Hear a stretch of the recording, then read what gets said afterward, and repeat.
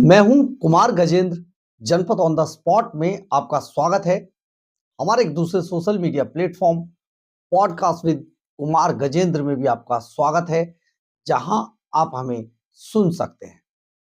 देश के अंदर रातों रात सुनसान वीरान नालों के किनारे किनारे, नदियों की तलहटी में, जंगलों के झुरमुटों में, फुटपाथों पर, शहरों की लाल बत्तियों पर और फ्लाईओवरों के नीचे नीचे और सबसे ज्यादा रेलवे लाइनों के किनारे किनारे अचानक देश के अंदर भीड़ बढ़ती जा रही है। रात तक कुछ नहीं होता, सुबह होता है तो कुछ लोगों को वहां पर झुग्गियां बसी दिखाई देती हैं और ये झुग्गियां लगातार बढ़ती ही जाती हैं।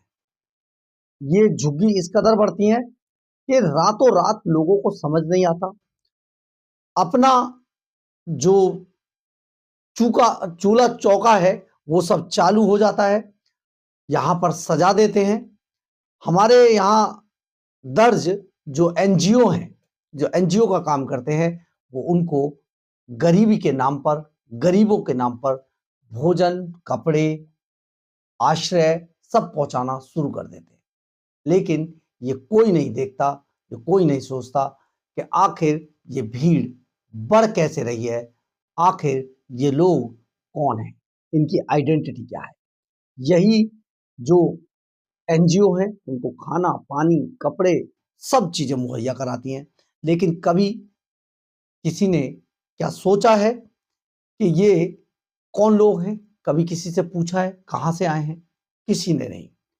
यही घुसपैठिए हैं। जी हाँ, हम बात कर रहे हैं बांग्लादेशी और रोहिंग्या घुसपैठियों। आज घुसपैठियों को लेकर पूरा देश त्रस्त है। सरकार, जो केंद्र सरकार है, वो लगातार घुसपैठियों के खिलाफ लड़ाई लड़ रही है।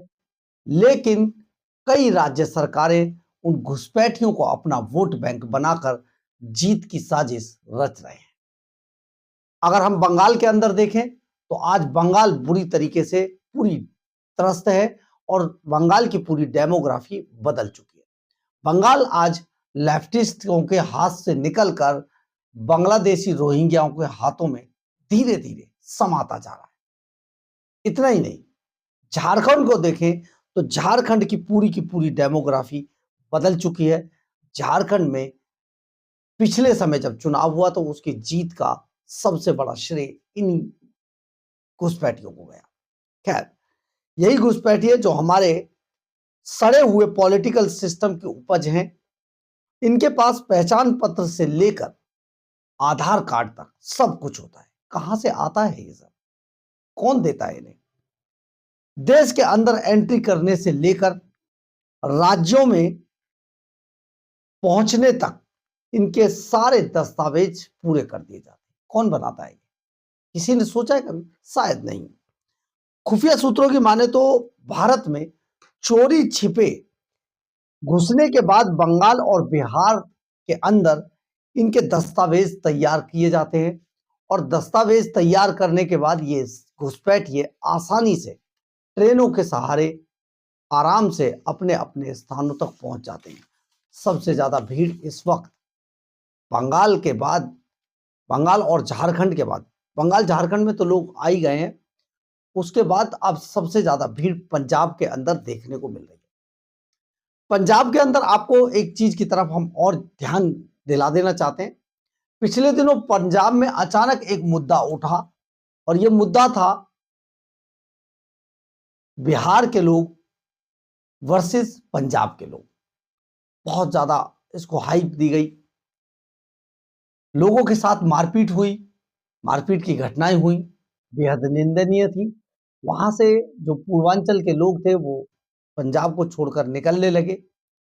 लेकिन आखिर ये मुद्दा उठा कैसे था? कभी किसी ने सोचा है? शायद नहीं।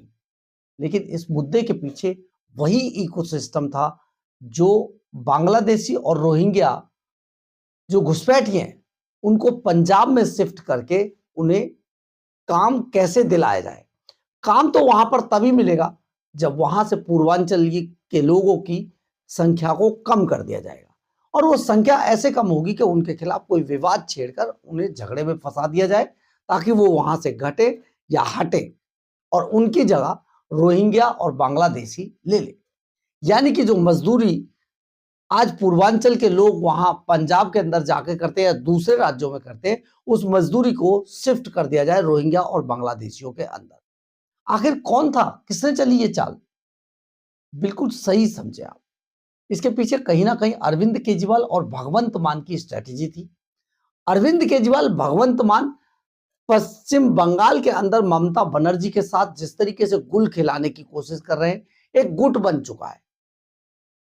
और ये गुट है बंगाल की मुख्यमंत्री ममता बनर्जी, इसके अलावा झारखंड में हेमंत सोरेन और पंजाब में, सिर्फ पंजाब में कुछ दिन के लिए बचे अरविंद केजरीवाल।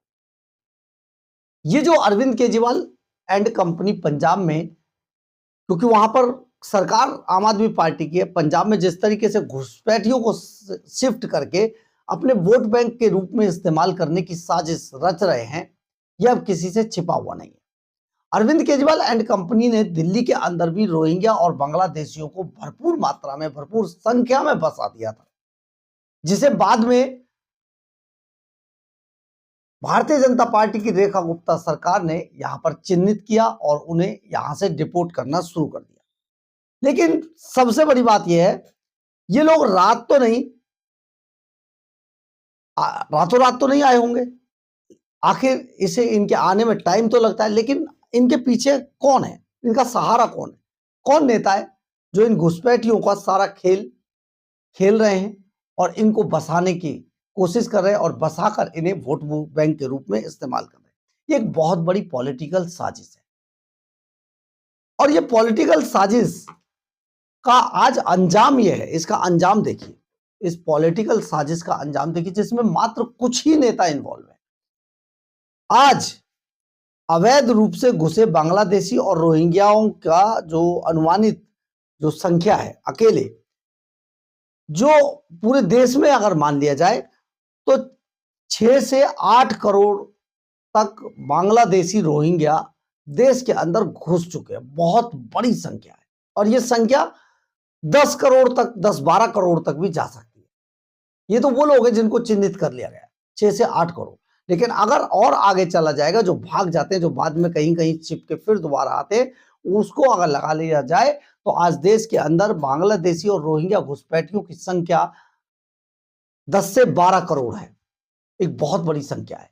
किसी राज्य में सरकार बनाने के लिए इसका 1/3 भी बहुत है। खैर, अकेले पंजाब के अंदर 25 से 30 लाख रोहिंग्या और बांग्लादेशी चोरी छिपे घुसकर वहां पर अब पूरी पंजाब की डेमोग्राफी को बदलने में जुटे हुए।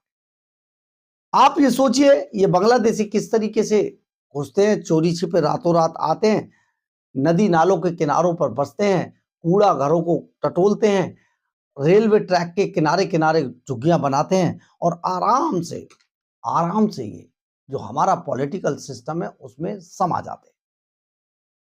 हम बात कर रहे थे आपको कि पंजाब के अंदर किस तरीके से एक इकोसिस्टम ने काम करना शुरू किया, वहां पर झगड़ा किया, पूर्वांचलियों को बदनाम किया और वहां से पूर्वांचलियों को हटाकर उनकी जगह पर बांग्लादेशी और रोहिंग्याओं को सेट कर दिया गया। इस सरकारों को पॉलिटिकल खेल था। लेकिन अब घुसपैठियों के इस पॉलिटिकल सिस्टम को तोड़ा नहीं जाता है तो घुसपैठ को रोक पाना बेहद मुश्किल ही नहीं, नामुमकिन होगा। यानी इसका तोड़ना बेहद जरूरी है। ये एक ऐसा सिस्टम है जो पूरे देश को अंदर ही अंदर खोखला कर रहा है, लेकिन कुछ पॉलिटिकली जो नेता हैं, जो अपने आप को नेता बता रहे हैं, वो देश को बर्बाद करने पर तुले हैं और उनको सबसे ज्यादा इंटरेस्ट इन्हीं घुसपैठियों में। अब जानिए इन घुसपैठियों का काम क्या है। ये घुसपैठिए दिन के अंदर मजदूरी तो करते हैं लेकिन दिखावे के लिए, परंतु लूट, चोरी चकारी, लूट डकैती, ये सारे काम इनके पुरुष जो हैं वो करते हैं। इसके बाद इनकी महिलाएं लाल बत्तियों पर भीख मांगती हैं और कूड़ा तक बीनती है, मतलब छोटे मोटे काम, ताकि ये दिखाई ना दे। और ये इसी आड़ में यहां पर बस जाते हैं जहां पर भी, और वहां बस कर पूरे सिस्टम को बर्बाद कर देते हैं। इसी तरीके से अगर रोहिंग्याओं की बात करें तो रोहिंग्या बेहद निर्ममता वाले होते हैं, यानी कि इनमें कोई दया भाव नहीं है और मौका पड़ने पर किसी को भी मौत के घाट उतार सकते हैं। और ये भी छोटे मोटे काम करके चोरी छिपे देश के अंदर घुस आते हैं और वहां पर आराम से इकोसिस्टम के अंदर विलय हो जाते हैं। एक बहुत बड़ा ये इकोसिस्टम खड़ा है जो अपने पॉलिटिकली हितों को साधने के लिए इन रोहिंग्या और बांग्लादेशियों का इस्तेमाल कर रहा है। लेकिन अब सरकारें सचेत हैं, सरकारें इसलिए भी सचेत हैं, जो लोग, आप इसको एसआईआर को समझिए, तो एसआईआर का जो सबसे ज्यादा लोग विरोध कर रहे हैं, जो पॉलिटिकल पार्टियां या नेता जो विरोध कर रहे हैं, उसके पीछे उनकी साजिश ही यही है। क्योंकि एसआईआर अगर देश के अंदर राज्यों में जाएगा तो वहां पर जो घुसपैठिए घुसे हैं, रोहिंग्या और बांग्लादेशी जो पहले से घुस चुके हैं, उनका जो वोट सिस्टम है वो खत्म हो जाएगा। यानी कि अगर वो वोट नहीं डाल पाएंगे तो नेताओं के लिए बेकार की चीज हो जाएगी। यानी कि जो इनका सपोर्ट सिस्टम है वो एक तरीके से इसी तरीके से खत्म होगा और इस पर चोट करना बेहद जरूरी है, जो कि प्रधानमंत्री नरेंद्र मोदी इस पर चोट मारने की कोशिश कर रहे हैं। लेकिन राहुल गांधी, अरविंद केजरीवाल, ममता बनर्जी जैसे लोग, हेमंत सोरेन जैसे लोग इस पर हंगामा मचाते हैं और इसको कहते हैं कि देखिए एसआईआर के बहाने वोटरों को काटा जा रहा है, जबकि ऐसा नहीं है। ये घुसपैठियों का जो पूरा इकोसिस्टम है वो चिल्ला रहा है और वो नहीं चाहते कि देश से घुसपैठिए निकाले जाए, क्योंकि ये हमारे यहाँ पहले से गरीब किसान मजदूर लोग हैं, उनके जो हिस्से का जो उनके हिस्से की सरकार में जो हिस्सेदारी है, जो उनके हिस्से का खाना पानी भोजन जो भी कुछ है, उस सब को ये चट कर रहे हैं। और हमारे कुछ पॉलिटिकली नेता हमारे गरीब मजदूरों को के जो हिस्से को इनमें बांट दे रहे हैं। यही पॉलिटिकल इकोसिस्टम है जो बुरी तरीके से अब देश को बर्बाद कर रहा है। लेकिन देश को बर्बाद करने में कहीं ना कहीं उन नेताओं का भी उतना ही बड़ा हाथ है जितना इन घुसपैठियों का हाथ है। यही घुसपैठ देश को किस तरीके से बर्बाद कर रही है, इसका पूरा खामियाजा आज देश को आगे चलकर भी भुगतना पड़ेगा, क्योंकि ना चाहते हुए भी ऐसे लोग सत्ता में आ जाते हैं जिनका वजूद ही खराब होता है। यानी जिस तरीके से आम आदमी पार्टी ने दिल्ली को बर्बाद किया, पंजाब को बर्बाद किया, आज झारखंड बुरी तरीके से त्रस्त है, दूसरे बंगाल का हाल देखिए।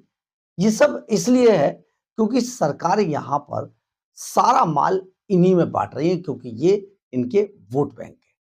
और अगर कोई इनको निकालने की कोशिश करता है, इनके खिलाफ जाने की कोशिश करता है, तो उसे देश में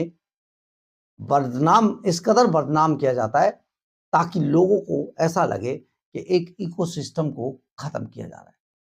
यही कारण है कि अब देश के अंदर घुसपैठियों की संख्या लगातार बढ़ रही है, क्योंकि कुछ लोग इनको बैक सपोर्ट में सपोर्ट कर रहे हैं। अब इस सपोर्ट को जरूर खत्म करना होगा, इस पर चोट करनी होगी, तभी घुसपैठियों को यहां से निकाला जा सकता है, घुसपैठियों का खेल खत्म किया जा सकता है। बहरहाल, अगर आपको हमारी ये खबर अच्छी लगे तो आप इसे लाइक, सब्सक्राइब और शेयर जरूर करें। कमेंट्स बॉक्स के अंदर अपनी राय जरूर लिखें, इससे हमें बहुत बहुत बहुत ऊर्जा मिलती है। जय हिंद, जय भारत।